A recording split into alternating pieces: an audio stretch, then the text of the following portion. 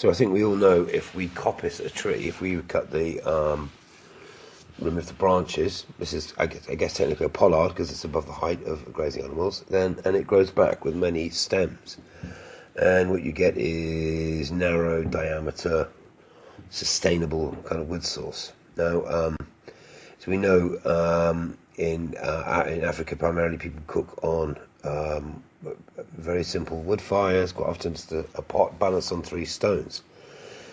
What we've discovered is by tweaking the designs of these stoves to include thermal mass, accelerated combustion with a sort of rocket stove impact, we can only throw the emissions out of the building, but we can achieve much better combustion of the wood, and therefore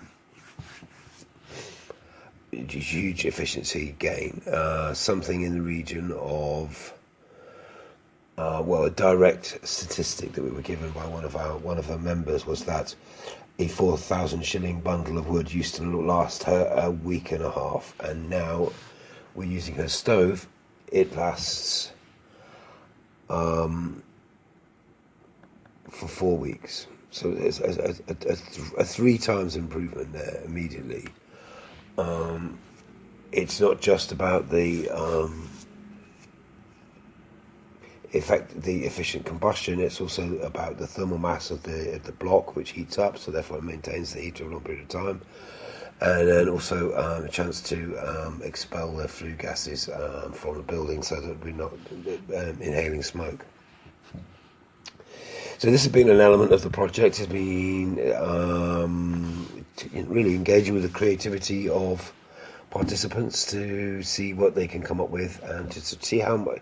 It'd be very interesting to see the uptake of the stove and how it's progressed, because these ideas are culturally embedded. People are very used to cooking in a certain way, so to get a change is significant, and there's been a very good uptake. Now, the second thing that which we show people when we've tried to explain the process of accelerated combustion is that by channeling airflows through a deliberately designed burner, you can actually increase multiples of efficiency. And there's also the possibility is, because actually wood burns in 2 stages.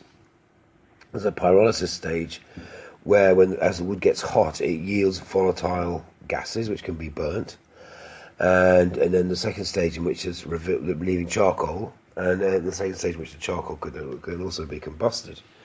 So we challenged our members to come up with a stove made from local materials that can pyrolyze wood, can gasify the wood, burn that gas cleanly, and then potentially retain that charcoal for higher value use afterwards.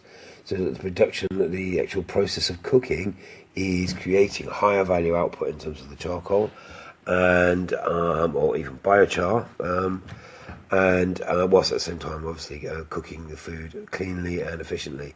So this is the Mark 1 stove, wood gasifier made from clay, produced serial number AA number 1, produced by Oliver, one of our members, and this is a really interesting potential permaculture innovation, and we want to see how we can take this and other ideas really forward in the educational work that we're doing. So really wonderful outcome, and wonderful to see creativity of individual members inspired with a little bit of technology, a little bit of understanding, and then relating that to their own particular skills and experience. The really tricky bit is to manufacture the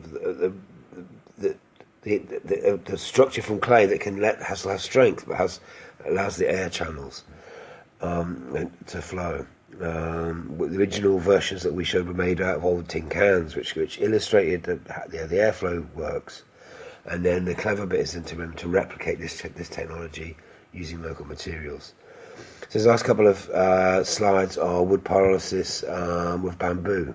One of our One of our colleagues, one of our trainees from a few years ago, is a bamboo growing specialist, and he's learnt how to pyrolyze the remnants of the off cuttings of the bamboo, and from that again can create very high value, high quality charcoal, biochar, which he grinds up and feeds to his chickens to help with their health and their digestion, and eventually producing a very powerful soil conditioner. So exciting to think about how all these different ideas can be integrated together. Sustainable wood management, coppicing, bamboo growing, mixing that together with really fuel efficient stoves, wood pyrolysis and biochar making. These are all elements of the permaculture mix.